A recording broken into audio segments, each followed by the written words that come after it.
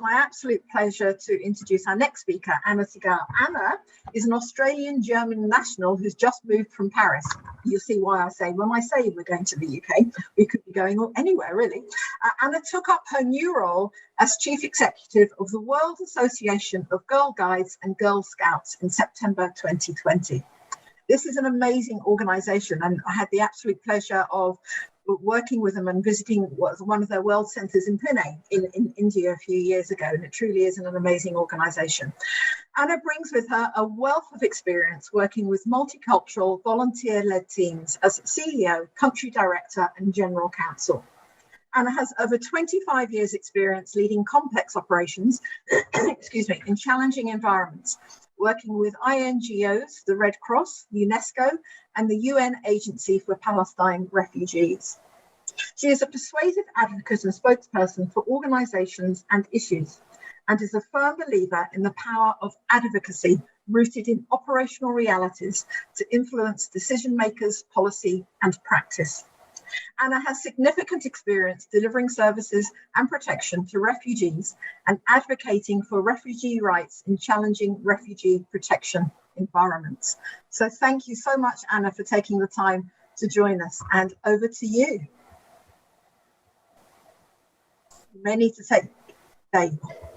Thank you very much, Katie. It's lovely to be here. I'm sorry I wasn't able to be here for the first half of the morning, but really looking forward to this segment.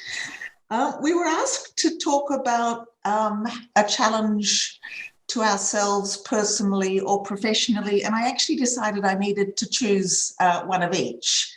And it's partly coming back to what Katie was referring to about I'm a sort of a person who's lived all over the place. So I've lived in Australia. I'm Australian by birth. I've lived in Germany. I've lived in Israel, Palestine and Jordan.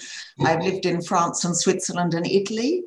And I suppose my personal challenge was how to feel at home in a place that's not home.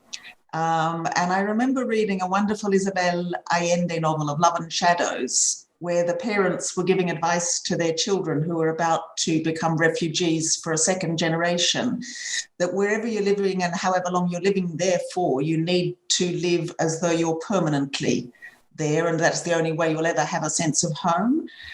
So I think that how to make oneself create in a new place a set of friends, acquire a new language, get to grips with the culture and form a sense of being a part of the community. And I think I've managed to do that in all of the places I've lived. And it's very strange arriving in the United Kingdom in the middle of a pandemic, because it's been rather more challenging than it might have been otherwise, I think, to do the feeling at home. And one of the things that comes back to my volunteering experience is that one of the things that I've done since I've been here is join up with St John Ambulance to be a vaccination volunteer. And I think it's that sense of how can you contribute to the community that you're living in. And I think that's one of the reasons why this role as Chief Executive with the World Association of Girl Guides and Girl Scouts is something that appeals to me so strongly. It's the new generation of girls and young women looking at how can they enjoy each other's company, how can they contribute to their own communities, how can they volunteer in their own communities, and how can they speak out on the issues that matter to them. So I think some of the things that you get when you do manage to settle in a new place is a feeling of adaptability and capability. And I think it gives you a new insight into your own culture and what it is that seemed normal to you when you were brought up in a particular culture, but is perhaps simply that which you learned culturally growing up in your own country. And as the child of refugees, I think all of that's been very important and has led me to the sorts of career choices that I've made. I mean, my grandparents and my father left Germany in the 1930s and fled to Australia, while other parts of the family fled to the United States and Canada and then Palestine. And I think that's what probably led me to be working in the field of human rights and conflict resolution and humanitarian law and working with refugees. For many years, I worked as a lawyer in private practice, and then I moved to work with Australian Red Cross to run their international humanitarian law program, looking at the law of armed conflict and how civilians and others need to be protected during conflict. And then I moved to work with the International Committee of the Red Cross, again working on the law of armed conflict and encouraging governments to ratify and implement international humanitarian law and adopt the Rome Statute for an International Criminal Court, so notions of international accountability for genocide and human rights breaches and war crimes. And then I moved to work with the United Nations Agency for Palestine Refugees, and I worked there for many years, for some of the time heading up the international law team, then heading up the legal team across the whole organisation, which provides services, assistance and protection to Palestine refugees in Lebanon, Gaza, Jordan, Syria and the West Bank. And in terms of a personal challenge, after many years of being a lawyer, I wanted to move out of advisory roles and into decision-making roles. I mean, being a lawyer is fun, particularly being a lawyer in the human rights protection, humanitarian law and refugee rights space. But I wanted to move from that advisory role to a role where I would actually be leading an organisation. And so I moved from the legal affairs, head of legal role with the UN Agency for Palestine Refugees. I had a big talk with the Commissioner General for the UN Agency for Palestine Refugees, and I said I would like to take over management of the Jordan Field Operation and become director of the Jordan Field Operation. Now, the Jordan Field Operation is it's an operation of 7,000 staff providing services to Palestine refugees, and there's a population of 2 million Palestine refugees living in Jordan. So the agency provides schooling up to grade 9 or 10.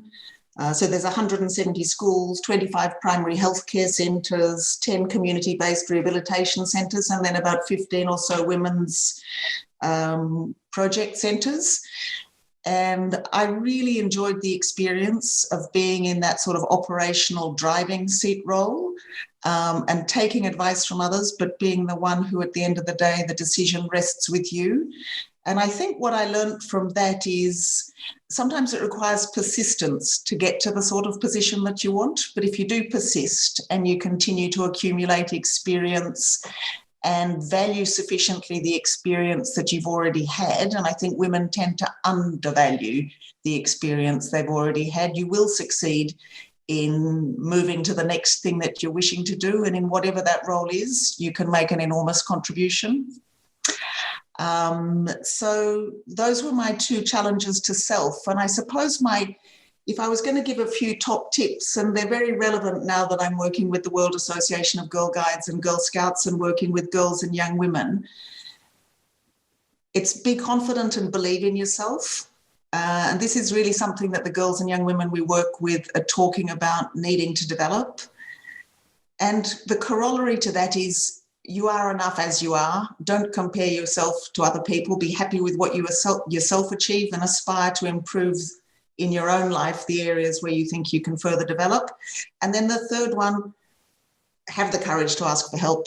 I mean, I think having a really solid network of women and men who partner with you, who support you, who mentor you, and who challenge you is the best way to work on your own personal development and growth. So that's it from me, Katie. Thank you very much. Brilliant. Thank you, Anna, so much. Incredibly inspiring.